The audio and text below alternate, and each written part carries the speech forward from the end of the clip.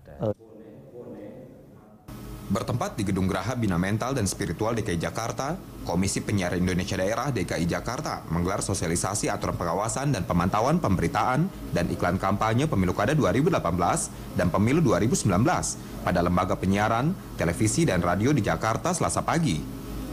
Ketua KPID DKI Jakarta, Kawian, menjelaskan, sesuai aturan Pilkada 2018 dan Pemilu 2019, stasiun televisi atau radio yang menggunakan frekuensi publik tidak dibenarkan melakukan kepentingan politik di luar aturan yang berlaku agar isi siaran berkeadilan dan berimbang. Kita kan akan memasuki Pemilu Kada 2018 dan Pemilu 2019. Nah, televisi yang menggunakan frekuensi sebagai ranah publik itu tidak boleh dipakai untuk kepentingan politik yang di luar aturan. Mungkin orang akan bertanya, ini kan KPID DKI Jakarta, dan di Jakarta tidak ada pilkada. Nah, memang benar, tetapi bahwa stasiun televisi ataupun radio yang melakukan penyiaran atau menyiarkan iklan tentang pemilu dan pilkada itu ada di Jakarta. Maka kita pun berkepentingan untuk melakukan sosialisasi peraturan-peraturan tersebut. Sementara terkait isi program atau siaran, Wakil Ketua KPID Bidang Isi Siaran Rizky Wahyuni menjelaskan, hal yang diawasi dalam aturan Komisi Penyiaran Indonesia antara lain, peserta pilkada dilarang untuk menjadi pemain sinetron, pemain drama, pembawa berita, dan pemeran iklan. Jika terjadi pelanggaran, KPID akan memberikan teguran baik lisan, tertulis, hingga tindakan pemutusan program siaran. Maksimalkan pengawasan kita, tentu nanti dari hasil temuan kita di lapangan berupa pemantauan, nanti ada berupa indikasi-indikasi pelanggaran atau temuan-temuan dari pemantau kami yang nanti akan kita tindak lanjuti. Ada beberapa hal yang akan kita lakukan. Pertama, untuk teguran. Teguran itu ada teguran tertulis, kemudian teguran lisan, tertulis maupun tulisan, atau penghentian tayangan. KPU telah menetapkan masa kampanye Pilkada 2018 di media massa dan elektronik mulai 10 Juni hingga 23 Juni 2018 dan masa pemilu 2019 di media massa maupun elektronik putaran pertama yakni 23 September 2018 hingga 13 April 2019. Sementara putaran kedua 4 Agustus hingga 6 Agustus 2019.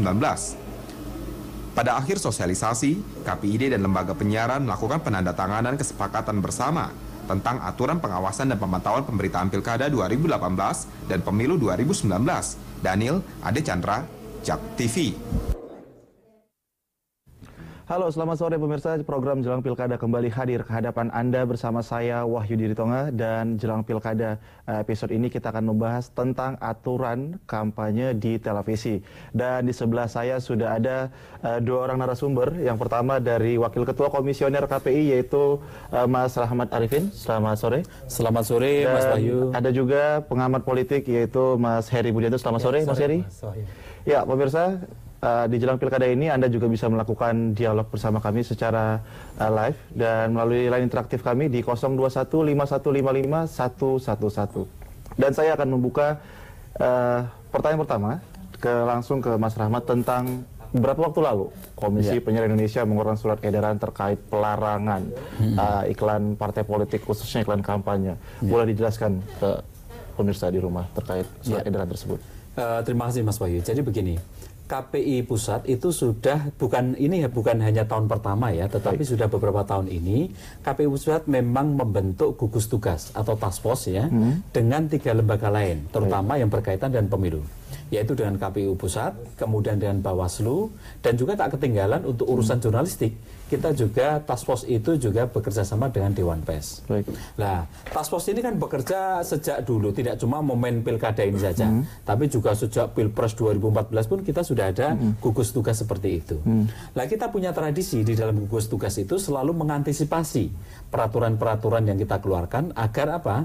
Agar yang namanya kontestasi dalam pilkada nanti itu bisa berjalan dengan fair, ya. Kemudian bahasa kami adalah kita berusaha menciptakan medan tempur yang rata, yang seimbang bagi semua kontestan begitu.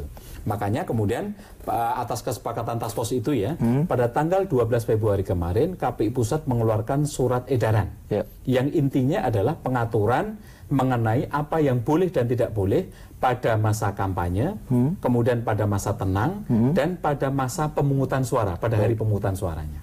Lah, aspek-aspek itulah yang kita atur di dalam surat edaran kita itu, Mas. Baik.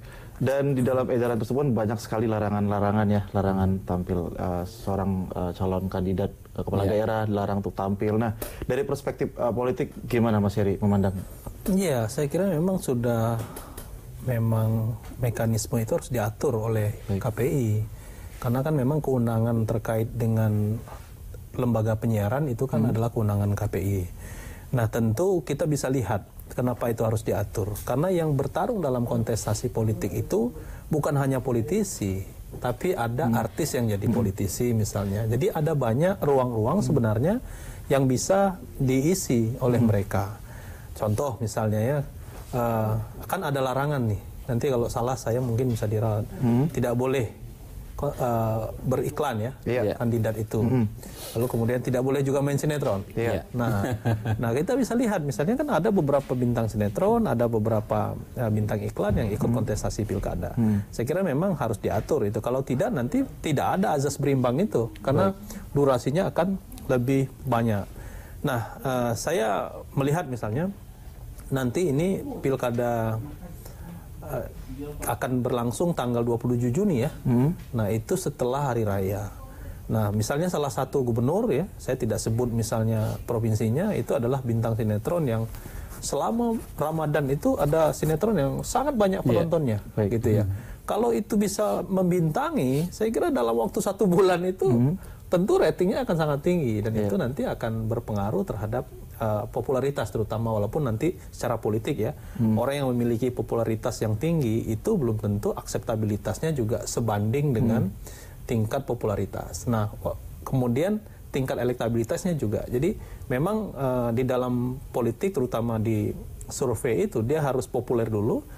Kemudian setelah populer, kemudian orang suka atau tidak suka gitu ya, orang menilai pantas atau tidak pantas, itu yang disebut dengan akseptabilitas. Baru kemudian tingkat keterpilihan, elektabilitas itu. Nah kalau nggak mungkin misalnya orang suka, orang bilang pantas, tapi dia nggak populer, bagaimana dia menilainya? Misalnya orang tidak populer, tidak tinggi akseptabilitasnya, tapi tingkat keterpilihannya lebih tinggi, itu tidak mungkin. Jadi harus populer dulu, baru elektabilitasnya yang baik. Mas Heri dan juga Mas Rahmat, ya kita jeda terlebih dahulu karena sudah memasuki waktu azan maghrib. Kita kembali saat lagi.